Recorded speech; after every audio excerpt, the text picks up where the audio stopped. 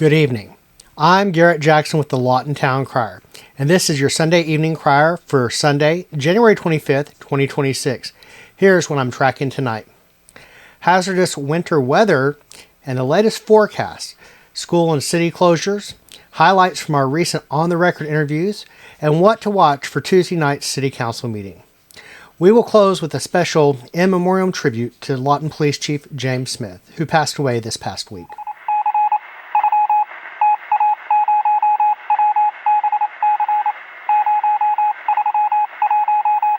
First up tonight, closures and service impacts due to winter weather.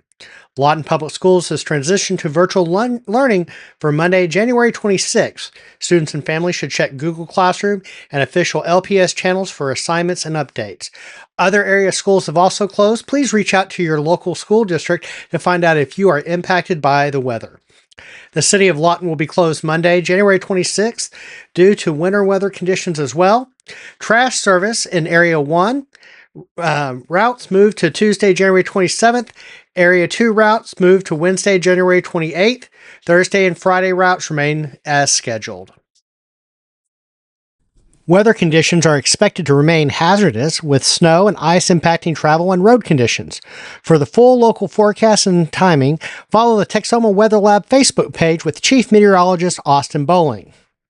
Power and road crews have been preparing ahead of hazardous winter weather. Public Service Company of Oklahoma staged repair crews Friday afternoon in anticipation of possible outages. Images from that time show several dozen utility vehicles positioned and ready to restore power to area residents if needed. City of Lawton crews have also been working to clear roads and address conditions across the city. Officials have confirmed that road conditions remain hazardous, and residents are urged to use caution and avoid unnecessary travel. Even so, some residents took advantage of the snow, gathering at Cameron Stadium to enjoy sledding on the hill as winter weather moved through the area. I know I'm hitting that angle while I'm going here. I got to hit angle to this. It'd be more easier to flip around. I said, I'm hitting at an angle when I go. Hitting at an angle right there. And just on some real extent, flip it all the way around. Yeah. Instead of seeing you when you go up, going like straight up. Yeah. Some real escape mode. Yeah. I'm just going to try to like angle it higher. Oh.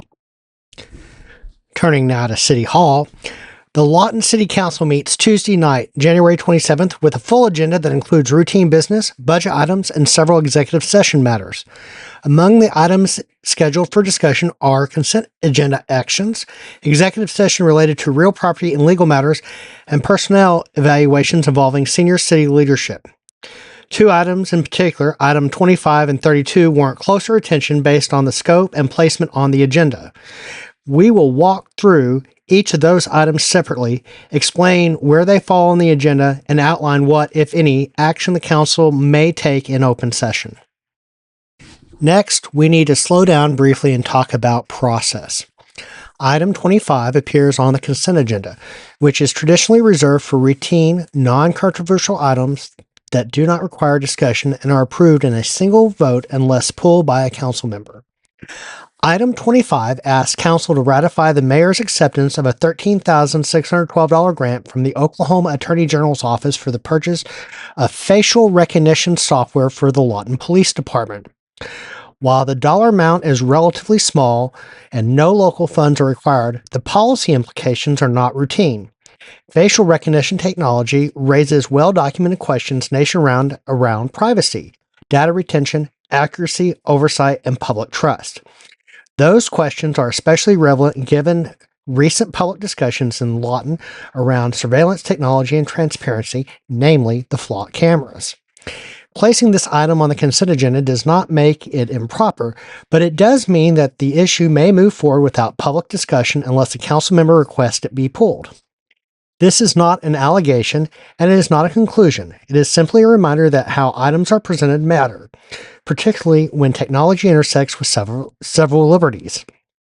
We will continue to track whether item 25 remains on the consent agenda or is pulled for discussion Tuesday night, and we'll bring you the outcome. Turning now to item 32 on Tuesday night's City Council agenda. This item calls for a public hearing and consideration of an ordinance amending the city zoning code to allow data centers in multiple industrial districts based on peak electrical demand. Under the proposal, data centers using less than 5 megawatts would be permitted to use in I-1 industrial districts, while facilities with 5 megawatts or greater would require additional review in I-1, I-2, and I-3 districts. According to the agenda packet, the proposal has been under consideration since last year, including review by the Planning Commission, public notice, and revisions following direction from City Council to work with LEDA and Public Service Company of Oklahoma. The issue of data centers and energy demands has surfaced at the state level. In a recent on-the-record interview with Republican Lieutenant Governor candidate T.W. Shannon, conducted on January 15th, we asked about the impact of data centers on Oklahoma communities and energy policy. Mr. Shannon emphasized concerning about ratepayers bearing increased energy costs while acknowledging the role of free enterprise and economic development. While the City Council is not debating state or federal policy, Item 32 places those broader questions into local context, where land use, infrastructure capacity, and long-term planning intersects. Because this item requires a public hearing, residents will have an opportunity to comment before any zoning changes are approved. We will be watching how Council weighs economic development against infrastructure and utility considerations when this item comes up Tuesday night. To review T.W. Shannon's interview, the link is in the description. If you're looking for a deeper context beyond tonight's headlines, our 3 most recent on-the-record interviews are linked in the description. I sat down with newly sworn-in Ward 3 Councilman Kirby Brown to talk about his first days in office, the learning curve of city governance, budgeting, and how he's approaching decision-making early in his term.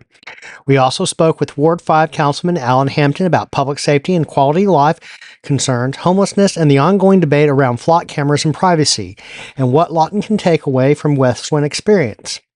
And following the January 13th City Council meeting, Mayor Stan Booker addressed the termination of Westwind Phase 2, public safety issues drawing public attention, and what comes next for Lawton's economic development and emergency services. All 3 interviews are presented in full, unedited for context. In Memoriam, the City of Lawton honors the life and service of Police Chief James T. Smith, who passed away on January 22, 2026 at the age of 66. Chief Smith served more than 35 years in law enforcement and the United States Army, joining the Lawton Police Department in 2012 and leading the department through more than a decade of change, including the COVID-19 pandemic. He dedicated his life to giving back to the communities he served, leaving a lasting legacy in our community. We wish to offer our condolences to the City of Lawton, the Lawton Police Department, and Chief Smith's family.